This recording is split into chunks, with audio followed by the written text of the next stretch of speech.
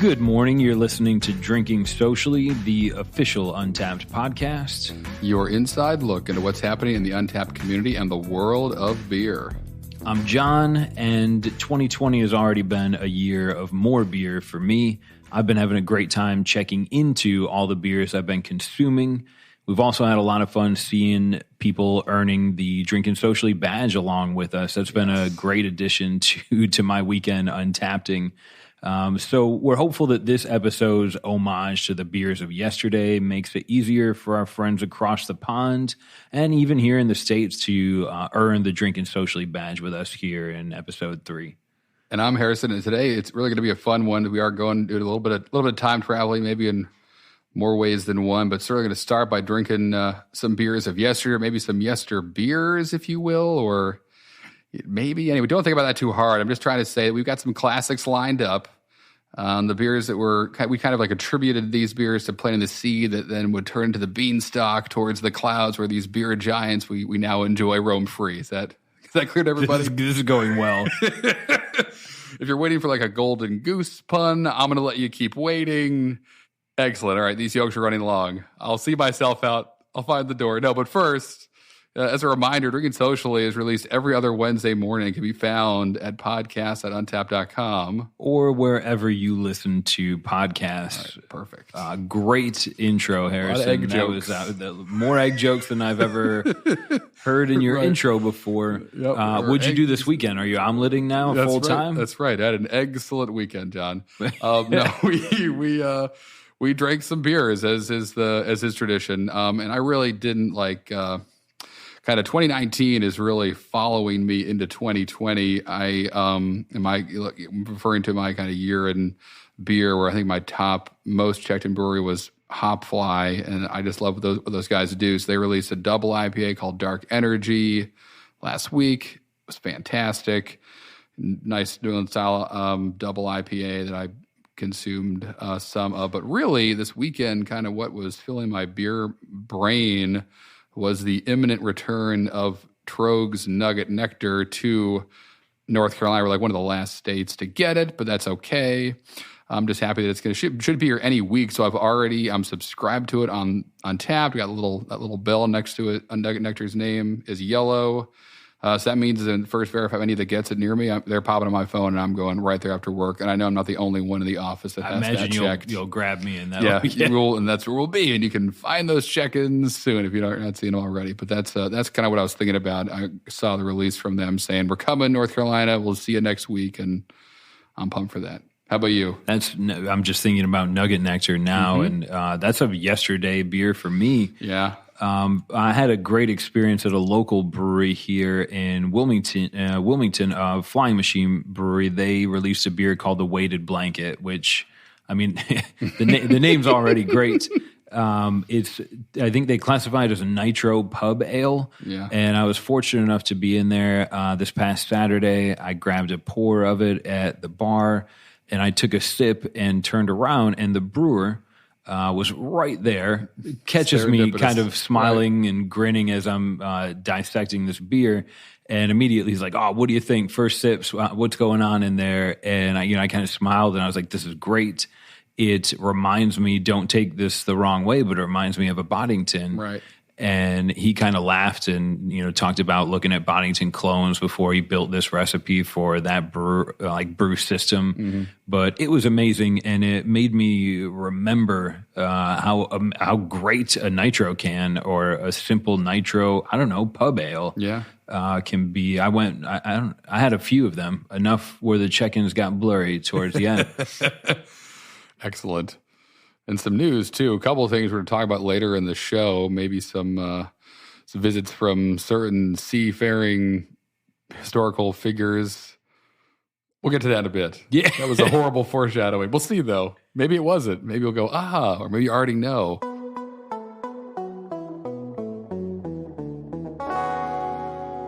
If you read the show notes, you would. But don't do that. Before we get there, let's introduce the first beer for this episode. Harrison actually helped me pick these out. The goal for these beers was kind of one, to introduce a beer to the Drinking Socially badge that has some sort of worldwide availability or closer to that, right? Mm-hmm. Yeah. So a little bit more of can we say secular beer? That Sure, might not be the right answer, but let's do it though. The first one we're going to crack open is Gaffel Kolsch. Yes. And I think guys with long hair and beards like Harrison get excited about this. Right. A Kolsch isn't maybe the most celebrated style, but for me, I'm excited to drink this as I've grown to crack open what is an all-star example of the style. So I'm going to open this beer, and Harrison's going to give us the specs. Quick breakdown of it. And we did, back in episode 2, did a cool kind of breakdown of what is a Kolsch, talked about the BJCP requirements for it, kind of how it breaks down. And Gaffel Kolsch is always one of the ones they list as kind of like the true to style examples. There she is. Bottles today. So switching it up a little bit. But it really is. And I've had this beer a bunch. It's kind of, again, I've said it a bunch of times, pretty spoiled brewing in Philadelphia as long as I did, just how many beers from all over the world go to that city. And simply put, it's kind of like this nice lager alternative. It's not a lager. It is absolutely an ale, but it has a lot of the same qualities, but also different enough where there is, to say more flavor, certainly more hop flavor in this thing. Classically comes in as a Kolsch style, 4.8% IBU, or ABV, excuse me. IBU's pretty low, around 15. And, comes from the brewery, private brewery Gaffelbecker, which is in Cologne, which is really where the Kolsch kind of comes from, and formulated to those good old German purity laws of 1516. So, again, classic to the style. You're right, not crazy exciting, but I remember for me, this beer was like, it was just that. It's a great kind of gateway beer from your simple light lagers to something a little different, where he kind of has a bit more going on, but still, a friend to every lawnmower and beach party and football game and all that good stuff, where you want something light and crushable. This is it, but again, has a little bit more happening than a lot of lagers. Ooh, man. How's the nose on this one? Yeah, jumpy, grassy, gets right at me. This smells like I'm 20 and I'm smelling my first beer again. Right. It smells like a beer. Mm-hmm. It smells like I'm cutting the grass. It smells like a hot, sunny day. That's good. I'm excited about this. It's so fluffy. And again, right away, it's like there's this nice kind of, you get like the malt right away. There's a definite finish of like a grassy hoppiness. But it's just so smooth.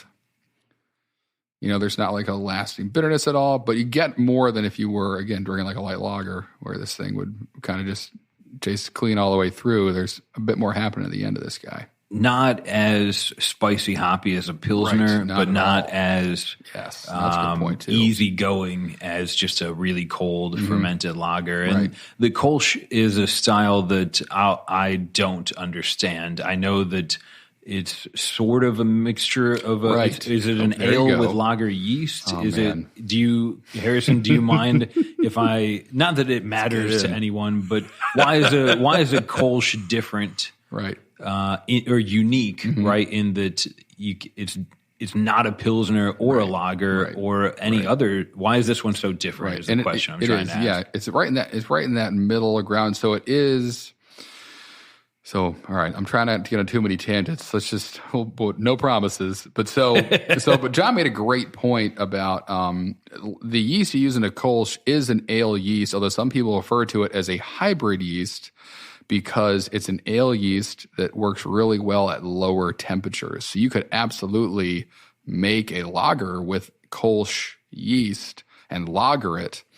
Even though it's not a traditional lager yeast, if you will, falls into that category of a bottom fermenting yeast that is what sets top fermenting ale yeast and bottom fermenting lager yeast apart. But this has the qualities and can withstand colder fermentation temperatures and still work. was really cool. So that's why this beer is able to kind of live in both worlds of kind of ales and lagers, where you can ferment it colder. It can be conditioned like a lager, this Kolsch can, where it really cleans up, looks very clear, it's very smooth. But the ale is not it's going to have more fruity. The yeast is going to pull more of those fruity characters and grassy characters out of the hops as you drink it. So as simple as it is, there's a lot kind of going on to achieve that you couldn't do with a lot of ale yeasts, couldn't do with almost any lager yeast, and establish the same finish this beer has. And for that reason, kind of a Kolsch yeast for a while, and a lot of breweries still kind of swear by them. In the States, that became like the yeast to use when you're brewing a like a New England style IPA. A lot of breweries, Carton comes to mind in New Jersey. They have their boat beer, which is like a 4% like super hopped session IPA, but they use a Kolsch yeast on it that finishes really clean, but still allows all the hop characters kind of to shine and doesn't become funky like a Pilsner can, kind of where it's really piney and intense. Because there's just more. They used to do more with the hops there. So it's really cool. We played around with Kolsch yeast a bit, brewing, not a ton. I still like it just as in the Kolsch, doing Kolsch stuff. Kicks off a lot of sulfury smells when you're fermenting. So I remember the first time we used one, we walked in the brew house, we're like, what's wrong? Something's happening. And to like the specs on the White Labs website, they were like, nope. Don't worry, day 1 and 2 may smell a little salty in the brewery. Those are just off flavors getting gone and kind of part of the fermentation process. Better out than in for those guys. And so, anyway, it's just a really cool yeast, and this beer really kind of celebrates what it can do living in those two worlds. In the Kolsch doing Kolsch stuff is, I think that's got to be a T-shirt that some brewer has somewhere, and I would love to meet him someday. Maybe it's her. Maybe it's right. Maybe we'll make it, John. T-shirts coming soon. So as I'm drinking this beer, it's in a world, or even if we reference season 2, almost every beer we drank was double dry hopped or adjuncted.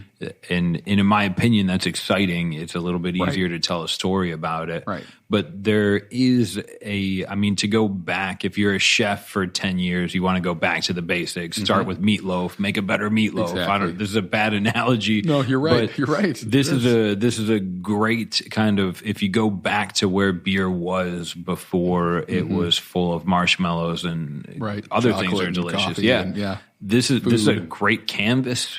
And I'm kind of hopeful that as we look at 2020 and sessionable, lower ABV beers become more on trend, that maybe we'll see people play with Kolsch as well. A little more. And it did have like its time in the sun, if you will, probably in like, I'm trying to remember, 2015, 16, somewhere around there in the summers. I feel like a lot of more people were doing this. I feel like in the States, a lot of American breweries were like, let's make a Kolsch, let's do that. And it is. I mean, it can kind of do what lagers do, but in half the time it takes to make them. So from like a production standpoint, it makes sense to have a great Kolsch. And actually, I should say I started seeing them a lot in the southeast in the U.S., which is where we are right now. When I would go down to Charleston and stuff a lot, almost every brewery down there brews one. Almost every brewery in Wilmington, where we are, has a Kolsch that they have almost all the time, or they do have all the time. It does lend itself to, again, hotter days, but it's a little more happening than maybe a light adjunct lager. So I for that reason, I love it. But again, this is why it was a beer for me in the early days of craft beer that got me excited, because it was different than something light and kind of indistinguishable maybe from other beers from other breweries that were the same style, where this thing just had a bit more happening to it, but it was still easy to crush a lot of them. And they came in cool glasses. If you're served this in a beer hall, it's like a straight, not tapered at all, like kind of looks like a cylinder, like it comes from a science lab. Exactly, they use this beer served in. There's a certain appreciation for glassware. The more I get into beer, the more I learn, or you see things on Instagram that are just works of art. Looking at Untappd ratings, there's, again, Harris and I were kind of talking about this. Kolsch's don't get checked in as much as other beers. Nope. They don't get produced as much as an IPA, but I'm already looking, and I saw one of the top rated from a couple of years ago comes from Other Half. And it is exactly what I was hoping to see: lactose, oats, pineapple, coconut. That sounds like a lot of fun, right? Yeah. But also in the top rated Kolsch's, I saw a brewery I'm familiar with, Dovetail, and they kind of have made maybe a statement that they're going to produce traditional style German ales. Right. They're out of Chicago, Illinois, but they're making some great traditional style beers, and it's nice to see their Kolsch get placed among the favorites on Untappd as well. Right. Yeah. It definitely. I mean, like all things, you do what you want with it. There's coffee Kolsch's with coffee in it, and there are a couple of those. A lot of those we're seeing in the top rated. And then a fair amount of pretty straightforward ones. A lot of coffee Kolsch's, interesting. But a fair amount of just straightforward ones too. I drink a lot of Carnival Kolsch out of Stouts Brewing from Adamstown, PA, which is a really cool town. It's a town in the middle of Pennsylvania. It looks like a small German village from like the 1700s, all like wattle and dab, white and black houses and cobblestone streets. Anyway, cool spot if you're in the area. Certainly pretty unique, but yeah, there's, again, I feel like almost every brewery at one point or another brews this guy. Looking at the list of breweries that are in even this page of, top fermented, it's Trillium, it's all these exciting ones. Other Half, like you said, Hoof-Hearted, and then, as I mentioned, almost everyone in town makes one too. So I think they know something. If they do this for a living, those breweries, that it's a pretty cool style and a great after work beer. Yeah, and there's got to be a certain skill level that comes in creating something that you don't have much to hide behind, and it's completely, it's see-through with a tinge of yellow, but it's it's infallibly clear. Yeah, it's got awesome bubbles and lacing, right? Perfectly clear to see through, nice yellow, everything. Yeah, and the smell is so grassy. It's grassy is the flavor tag I would use for this beer. Grassy. Not in a bad way, but that's what it is. This beer with a hot summer day, it's freezing outside right now, but this beer in warmer weather, perhaps I would go for you could go with some fruit or cantaloupe and honey, but this and tacos. Seems like this would be a great. The grassiness of this combined with like a cilantro. I was gonna say, man, don't even need the cilantro. You just dip the taco right in the beer. Dip it in your Kolsch. But yeah, that's a different T-shirt. Transitioning off of that, we're going to talk about some stories from the Drinking Socially Facebook group. Yeah, it was a pretty big splash when we launched the badge on there. Right. Wow. I think it was incredible seeing people talking about it. There were threads, people talking about it. And if this is your first time listening, since you saw the badge, welcome. You're in the thick of it now. And the Drinking Socially Facebook group is our Facebook group. So if you're not in it, jump on in. It's a lot of fun. It's definitely very active, as John's going to talk about more right now. But all those people talking about cool beer stuff in there. So if you want to be a part of it, all are welcome to join it. Always interesting to see. I mean, there's been conversations about NFL playoff games and what beers you should drink, what bars you should go to if you're a hometown fan.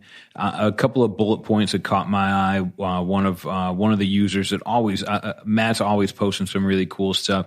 He actually, I love him for this. Matt made a list on his Untappd account of all the beers that Harrison and I are drinking in the show. And the goal of this is that now you can check out Matt's list and you can search for those beers on Untappd.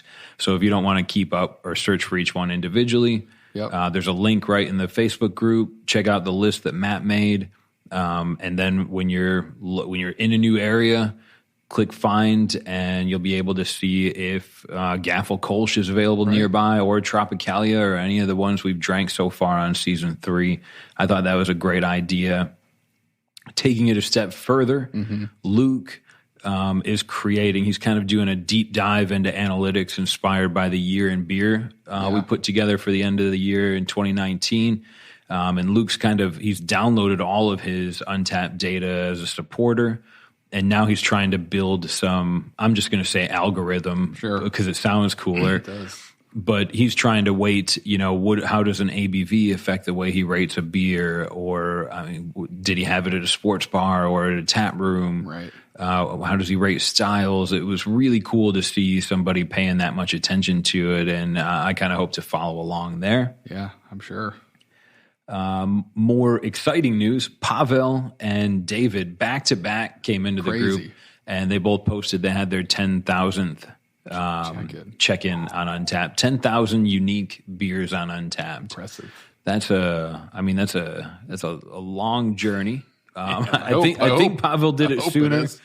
Hopefully it took him a while to get there, and it was a fun journey, and it's great to have you guys in the group. The last bullet point I want to talk about comes from Kenneth. He actually went on and created a poll, kind of unrelated.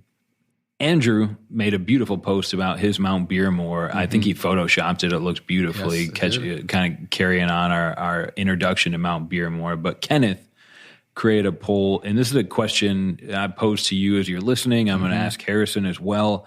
If you buy a growler or a crowler and you bring it home, do you check in once? When you crack it open and you pour yourself a pint, do you check into that one and then just consume the rest? Right. Do you check into every single time you open it? I guess the voice of Untappd, there is no rule on what, on how you handle that. I think it's totally up to the user. Yeah.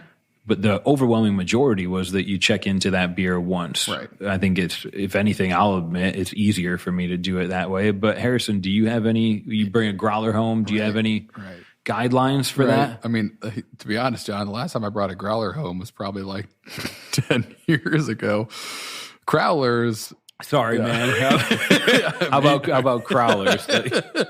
But what I was going to say is the growler is kind of interesting. If you're using Untappd as your beer diary to like drink a growler, pour a pint out on a Friday, and then you maybe don't have it again until Sunday, and you pour it out again. And if it has changed over those couple days, noticeably make a note to yourself in that second check-in of, tastes fresher, tastes cardboardy, tastes the same, stuff like that. I mean, I wouldn't, but I could see where if you're trying to, for science or whatever, track kind of what that beer is doing and in your own kind of world define how long a growler is good for.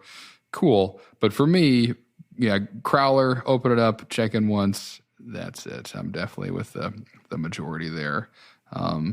That's kind of the case, though. For even a six-pack, if I got a six-pack of beer and I bring it home, I check in, and it's the same beer. I just check in one of them. Oh, that's lazy, man. I think that's true most of the time. I think I would say the same thing. If I have the same beer back to back in one sitting, I might not check it in the second time. If I do, I'm not going to rate it and take a picture. I might just check it in for my own record. Right. But if I have it Friday and then I go out to the garage and I have it again on Saturday, I'll check it in. I might give it a rating. I like to compare, maybe not as deep as Luke's about to do with his data dive, but to kind of see if, do I enjoy lighter ABV beers on warm Saturdays? I think that's, you would think I would know the answer to that is I am me. Right. But it's nice to have some proof. Who are we really? Right. That's good. Speaking of checking in, one of the built-in rewards on Untappd is you earn badges for checking in. Some of them really exciting. Some of them are just kind of hard to level up, like the Wheel of Styles. But I think it's always as a box ticker myself. I love them, and again, it's been really great to see some of I think there's been people that listen to the podcast that have heard about the badge and gone through some trouble to find a beer and earn it. Oh, yeah. And there's definitely been people that don't listen to the podcast that just randomly went to Creature Comforts and earned a badge. So like Harrison said, hopefully you're listening now and you're in the mix with us. Yeah. Welcome. But Harry pulled some data for the Drinking Socially badge, and there's some pretty cool trends there outside of Atlanta being the clear winner in cities that the badge was earned. Harry, what have you got for numbers, man? Yeah. So more than 1,000 unlocks so far. Atlanta taking the cake.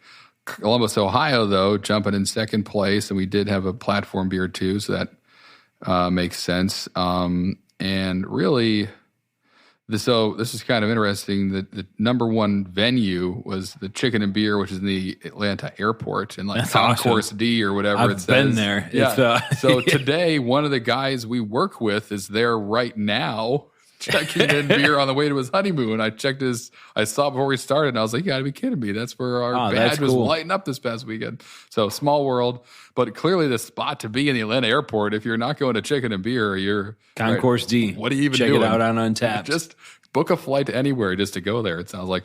But that was pretty cool. And then while Atlanta took the cake for number one city, which makes sense doing Creature Comforts, being from Georgia, the Merry Christmas, Happy New Year was the most checked in beer. And there are obviously, as we spoke about during that episode, a lot of variants of that. Each year that beer is different. So each one of those variants does qualify for that badge this season, which is pretty cool too. So that one got checked in a ton, and also is a little more widely distributed than I think any other beer we've had so far. That is the one that's most available. So makes sense. It's the number one beer, but really cool to see all this stuff, and excited to see now that we're drinking some seriously international beers, kind of what happens next, and what next week's kind of number one city is. Does Atlanta remain the king? Right now. Concourse D is, that's really, how do we unseat the airport? Putting up a good fight. When I think about it in my head, it makes, if I'm flying into Atlanta and someone in the airport can serve Tropicalia, which is arguably one of the city's most, the most sought after iconic IPA from the city. Yeah. Monday night might disagree, but there's competition for it. But I associate Tropicalia with Atlanta, and it's cool to see maybe people just kind of picking it up as a connector flight. Just stopping into Chicken and Beer. That sounds like a great pit stop on any adventure. Chicken and Beer. You're right. Doesn't matter where I'm going. Sold, John. That was fantastic. All right, cool. We keep talking about beer. We got more to drink. First, though, we're going to hear from our sponsor this week. So take it away. Want to show off your love of Untappd?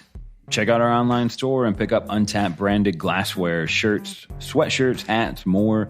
Depending on how hot or cold you are, go to store.untappd.com and enter the coupon code podcast when you check out.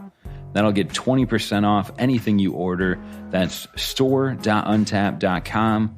Use the coupon code podcast. 20% off for you. Plus, it lets them know that you guys are listening, and we love that here. All right, and now it's time for beer number 2 this episode. John, what are we working with today? Where are we going next? The beer that I will always associate with trips overseas or living overseas. This one comes from London, which is Untappd's most checked-in city in 2019. That's right. It is from Fuller's Brewery, their London Pride. Here we go. This is not their most checked-in beer. On Fuller's, I'm pretty sure it's their ESB, but this one, it's iconic. The name of it reads London Pride, which is, I think that's pretty cool. I anticipate it being available overseas. We checked on Untappd and saw people checking it in a variety of different places. So. This is technically an English bitter. It comes in at 4.1% ABV, and the notes we can see on Untappd tell us it's brewed under the watchful eye of our Griffin since the 1950s. Yeah, London Pride is unmistakably London's beer, even though Beavertown's neck oil is trying. With its well-rounded flavor and rich history, everything about this authentic, characterful beer binds it to our capital city and the people who love it. And the cool part about here is they actually give you some different varieties on cask. It's listed as 4.1 ABV, bottle, can, and keg. It comes in at 4.7. So that's pretty cool. And I think it's certainly London that I think of, or Great Britain that I think of when I think of cask beer. Yep. So it makes a lot of sense that this would probably, I don't know. I wonder, there's a great study to be done on, is this drank more in cask or in keg, can, or bottle? Right. And I'm sure we could find that. A lot of that, part of the answer to that inside Untappd, for sure. You guys can, of course, as you check in beers, designate the vessel that you're consuming it in or that it came from. Yeah, there we go. Popping the top. It's been a long time since I've had this beer, but this was for like a hot minute, again, in the early days of me discovering the wide world of beer, one that I gravitated to probably for a lot of the similar reasons of Gaffelkolsch, that it was highly drinkable. It was different. This one, for whatever reason, probably seemed like exotic for lack of a better word, for, college age me to have something from not to the States. And man, what a beautiful color as you pour it out there, John. That kind of copper, crystal clear, great white head. I mean, this is fantastic looking. This, and another thing, maybe it's just because we're talking about beers of yesterday, but aside from the fact that it's a beautiful, you're right, copper, orangish maybe, but also incredibly translucent. I could read the paper through this beer. Yep. Cleared right up. And technically 4.7 right, ABV. So this, That's a correction I should have made. You're but since we're drinking it out of the bottle, this will be a little bit higher in ABV. But you're right. I could assumingly drink a lot of these. It's been years. Yes. Harrison, I think you had checked this in the past, probably.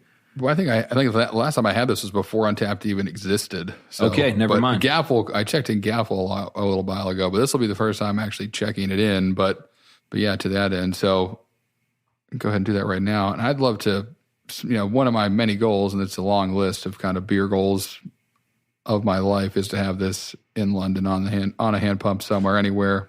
It seems, for me, it's always had kind of that iconic, as you said, aura about it, and some serious names of like classic British pubs kind of pop up on Untappd, and you're looking at, where this beer has been consumed more recently. I mean, you're looking at places like the Lamb and Flag, the Royal Standard, the White Horse, Cornwalls. That's in Boston. There's very likely a Cornwalls somewhere in or outside of London and Kent, or as a guy that spends the majority of his time living and drinking in the States, this helps kind of transport me to it. It's almost like I don't want to say a vacation in a glass, because now I sound like a commercial, but you're right. I mean, that is right. Yeah. There are more beers in London for sure. There are, you've got, who is it? Doom Bar from Sharp sees a lot of check-in activity in London. Yes. Beavertown's Neck Oil gets checked in a lot in London. And then there's craft breweries all over in London as well. But this is, again, some sort of iconic nod to yesterday, when this would be something that I could walk into, even a pub here in the States, or a bar here in the States, and look for this experience in a glass. Yeah, let's go ahead and enjoy some.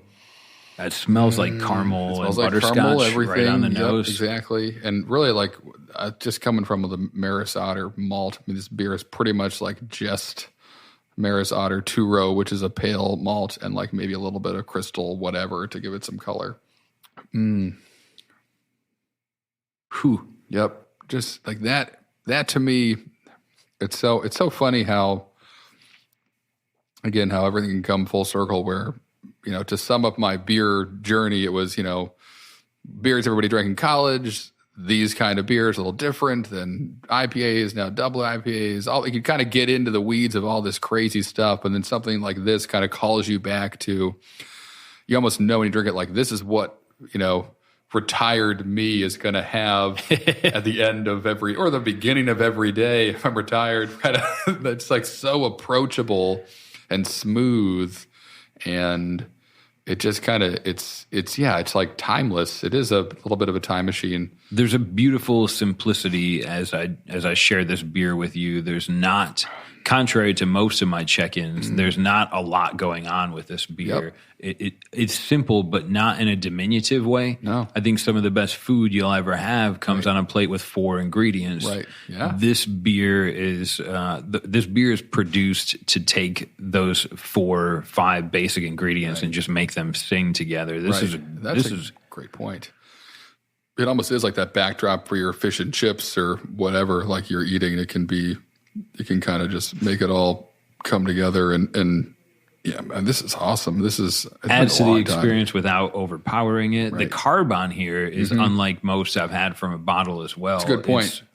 I don't know how you achieve that. Super undercarb. And that's kind of the goal, I imagine, to kind of recreate that cask experience in the bottle too. And that's something you control when bottling. But absolutely it does. I mean, the head dissipates pretty quick, but still has some awesome lacing on the glass. It is crystal clear.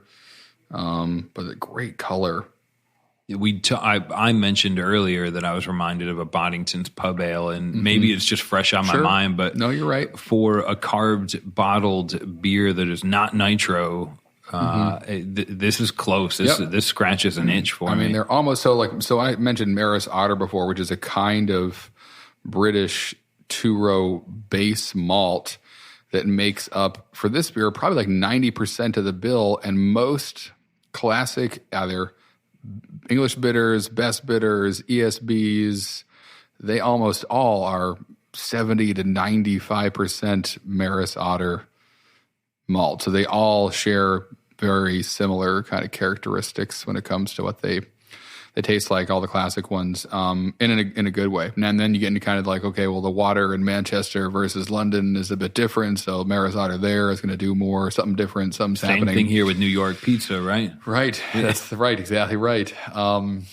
So that'd be a fun and kind of podcast to do, or adventure, go down that rabbit hole of different, take a best bitter and have it from 5 different cities and see what you're tasting. But yeah, that Maris Otter is like legendary. Like a lot of American breweries use it. They seek it out for many styles of beer. It just has like a nice, you said caramely, like there's a biscuit note in there that's not overpowering.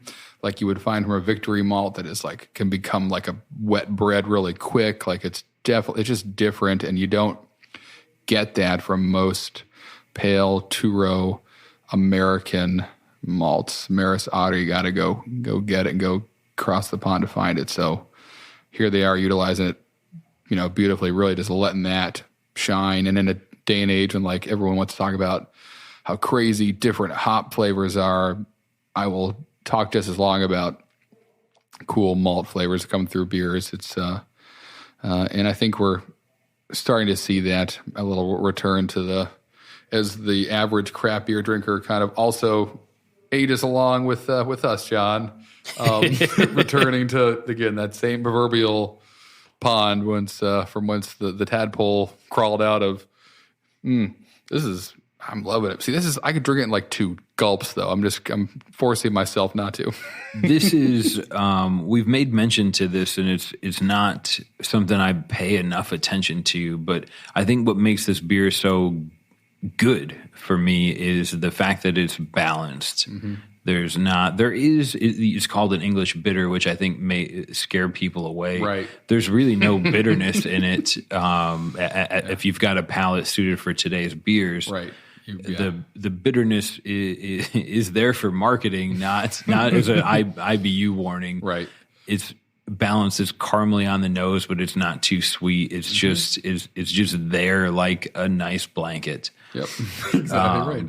I'm going to walk through. I'm going to check this one in here. Do that. So we've got, the beer's name is London Pride, and I misspoke twice already. This is the most checked-in beer for Fuller's. It beats out their ESB by about 100,000 check-ins. So it's a lot of people have seen it. Almost, as I pull the beer up here on Untappd, I can see that I've got 98 friends that have had this beer. Wow. So sorry about asking you to have it again if you want to earn the drinking socially badge, but honestly, if you haven't had it in a while, it's worth it to take a visit.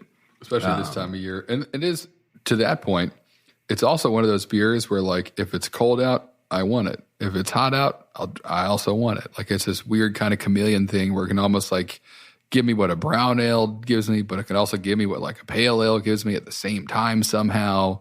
It's great. It's not the beer I would expect to be in that, like the friend of yours that isn't super into beer yet. Right. I wouldn't expect you to find London Pride in his fridge. You might find a Yingling or something. Yes. But Sure.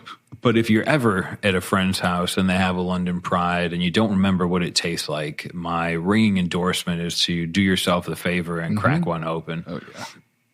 Oh, yeah. For this beer, I'm going to take a photo and I'm going to do the rating here on my own time, but just ticking the boxes. I always check in serving style, so I'm going to note that we're drinking this from a bottle, and I'm going to tag Harrison because I'm actually with him. Yep, here I am. Location is Untappd HQ. For flavor profile, this is cool. I like that it kind of pre-populates some choices. I think this is just based on what other people have selected.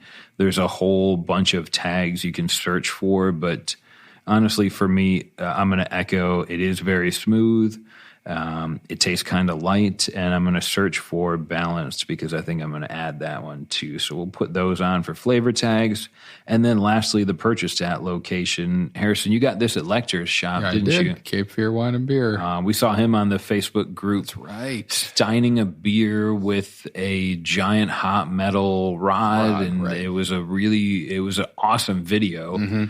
Thanks for outlining how you did that, Lecter. We're going to tag Cape Fear as a place we picked up the bottle, and I will check this beer in. Boom. And hopefully you guys will catch up with me, whether it's today, tomorrow, next week, or if you're going to visit your aunt in London soon, grab a London Pride. In the Heathrow Airport. Maybe they have a Concourse D with a fish chicken and chips. Yeah, Yeah, perfect. Pints and pies. And enjoy it there. But this is great. I'm glad we got to have this again because it has been a long time. But instantly, it's like an old friend, that whole thing. You have it and you're like, aha.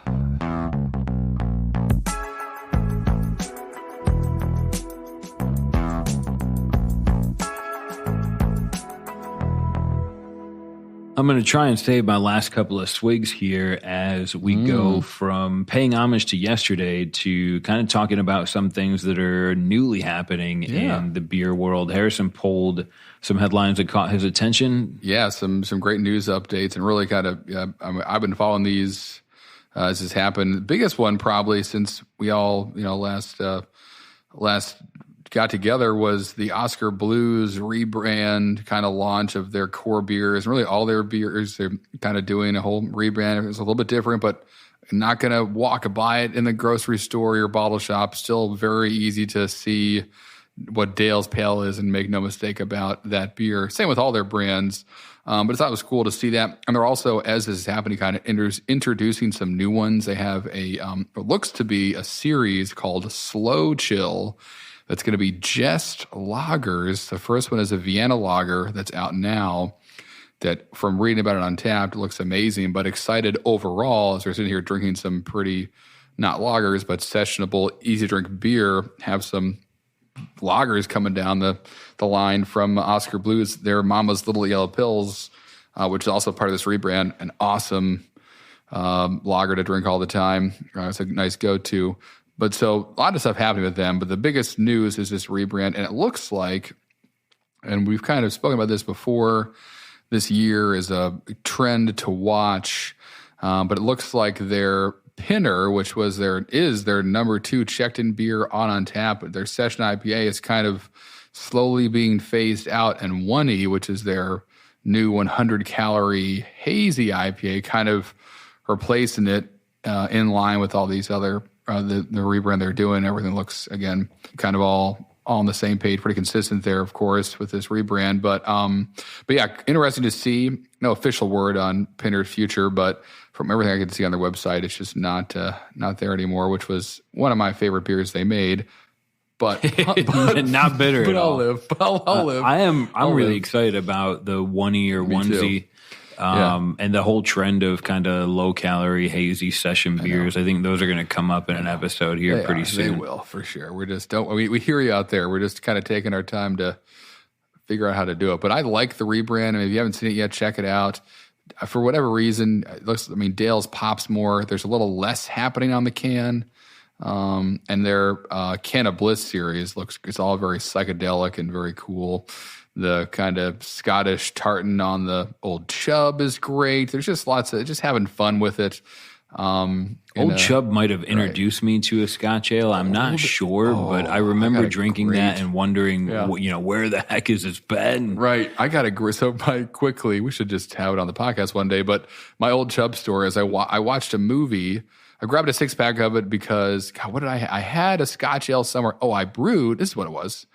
Brewed a Scotch ale with Tom McClenavick, who I've talked about before, who's this kind of godfather of Connecticut homebrewers. And it was amazing. I'd never had this style before. His was one of the best. So I was like, all right, I got to find one in the store somewhere. Old Chub is there. Grab a 6-pack. Don't realize it's 8% in a can. And I'm kind of just drinking it like, still have my college kind of hand to face ratio of drinking lighter lagers or whatever, and watch the movie Krull. John, have you had the pleasure of enjoying Krull before? 1980. I think I missed it the one time it was on public access channel. You'll love it. And if you're out there and you've seen it, you're making an exciting face, I'm sure, right now. It has an extremely young Liam Neeson in it. It's basically like, man, who am I gonna anger the most? It's like if you like Lord of the Rings and you like Tron and Never Ending Story, then this is a movie you should check out because it's pretty wild. But that was like on TV, and it's, as you know, most of the 1983 classified as a fantasy sci-fi, but just this kind of, people lost in this medieval land trying to save a princess from a terrifying thing. I watched and drank a whole 6-pack of Old Chub. And that movie, I don't remember what happened. I can understand why you like the movie, a 6-pack of Old Chub later. Right. There's a character in it who's a Cyclops who had one eye, of course.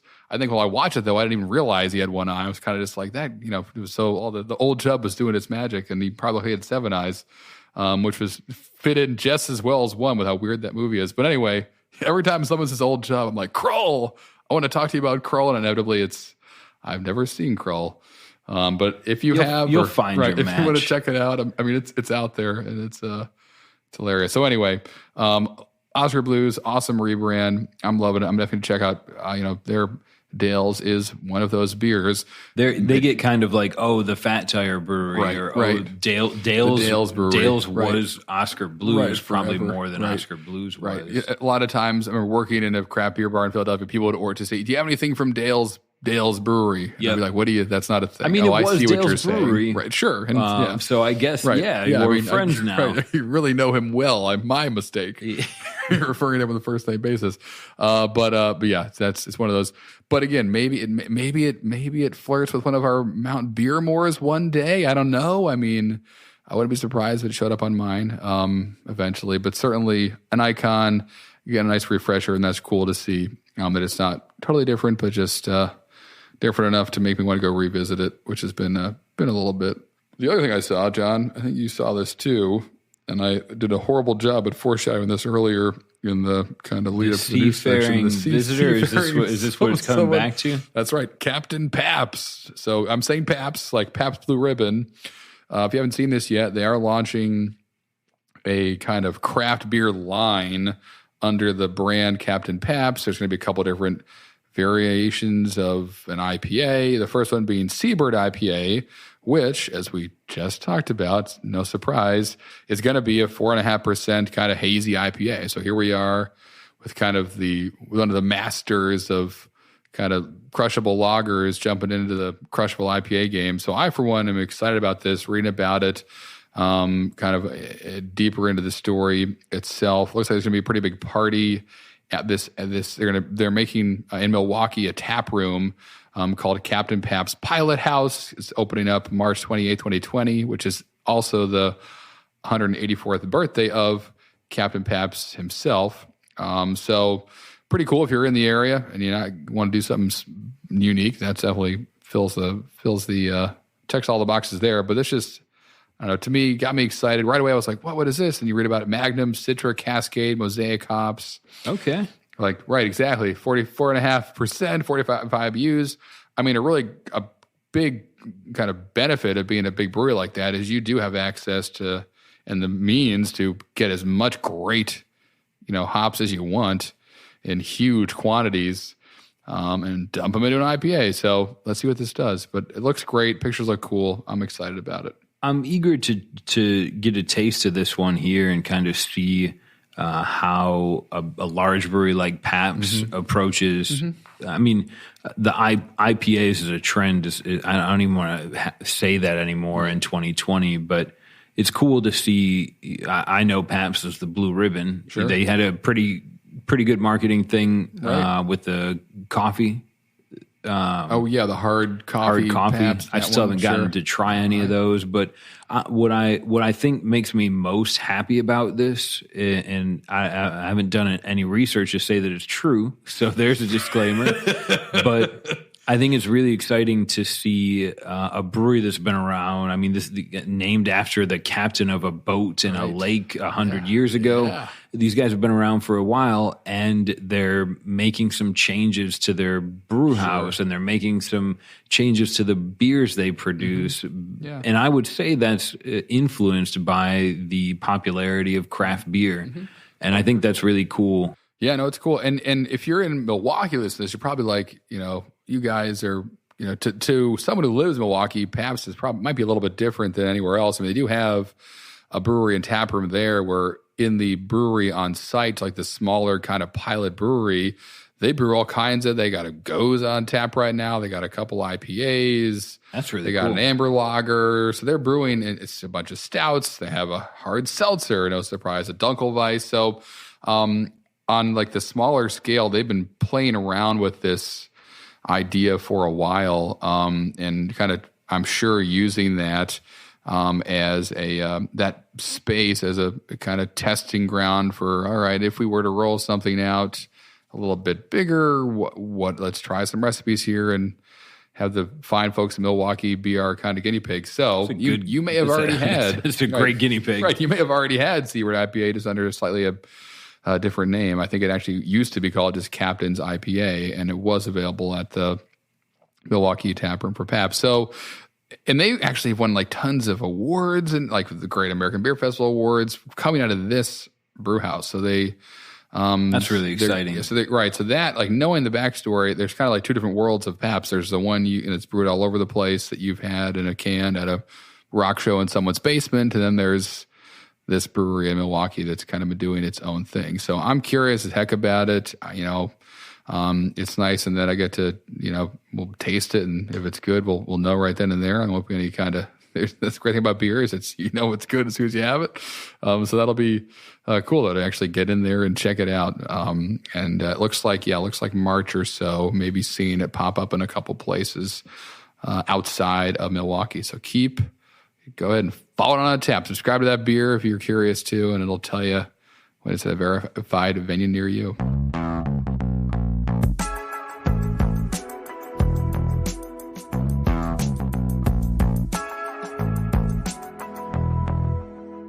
And to wrap up episode 3, we're going to take it back to a Would You Rather. This one, we've kind of talked about going into the past with beers from yesterday and into the future with rebranding breweries. The hopefully simple Would You Rather here, Harrison, in 5 minutes or less. Would you rather take your favorite beer, the most celebrated beer from today, back in time with you 500 years and share it with a brewery? Or would you rather go back in time 500 years, grab one of their beers and bring it back to today? Good question. Yeah, I feel like I overcomplicated that, but go. You're on the spot. And go. And the clock is on.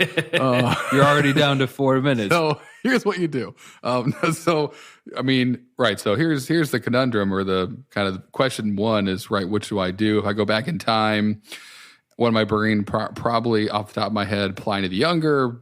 Great. All right. So what is that going to do to someone in Germany who might have, his grandfather, feared Pliny the Younger, maybe revered him? Maybe maybe he's not so old. Maybe his name was Pliny. Right. We don't know. Maybe he'll be able to tell me. That would probably shock someone, though, in Germany with the purity laws. Shock someone anywhere how kind of obviously hoppy and wild that beer would be to someone who's never had anything like it. The more kind of interesting or certainly marketable thing was I'd jump in my time machine, grab a barrel of any beer in the past and bring it to whatever tap room here and say, I have a true 500-year-old IPA from a brewery that no longer exists anymore, you want to come check it out. The line will be out the door for that kind of rosemary hopped with bay leaves thing that looks like mud water, but people would be pumped about it. I would imagine. I'd be sad if I didn't get an invite or a ticket. Yep. I'd be excited about it. So that, to me, going back, grabbing something, bringing it forward, that would be interesting. I may blind a lot of people in the process. I hope not. I mean, that was kind of the nice thing about beer, is that no known pathogen can live in it. So when the well was killing the town, head to the bar. So my answer to this one is rooted in selfishness. Aren't they all? But I would be I think it'd be fun to take one of these really cool beers. I'd probably want to do like a super fruited Berliner. Ooh. And this is 500 years ago. People didn't really understand how beer was made. No. Although maybe they made really good beer. That's the question I can't answer. Right. So I need to go back in time 500 years and get that beer so I can bring it here with me today. In a growler, because they probably didn't have growler machines back there. I'd want to learn. Ideally, I see these guys making beer from purely instinct. And maybe they don't let me sit back and watch them. Either way, right. I'm going back in time to get one of those beers. I'm going to bring it back here. I might end up selling tickets and having people come in to taste a little bit of the past. But at the end of the day, I think that's an experience that I wouldn't. Right. Dogfish Head came close with their program where they were rebuilding. Ancient Ales, amazing. That was the story got me into those. Sure. Now I want to go back in time and I want to taste them. Yeah. So for me, that's probably an easier win. And if I could go back in time, I could maybe stop in the early 90s and watch the Bills get to a Super Bowl. That's right. Oh, John, that'd be nice, wouldn't it? I wonder if by going back in time, though, you you land in that brewery. It's open fermentation because everything was, and you've got your 21st century yeast all over your body, as we all do.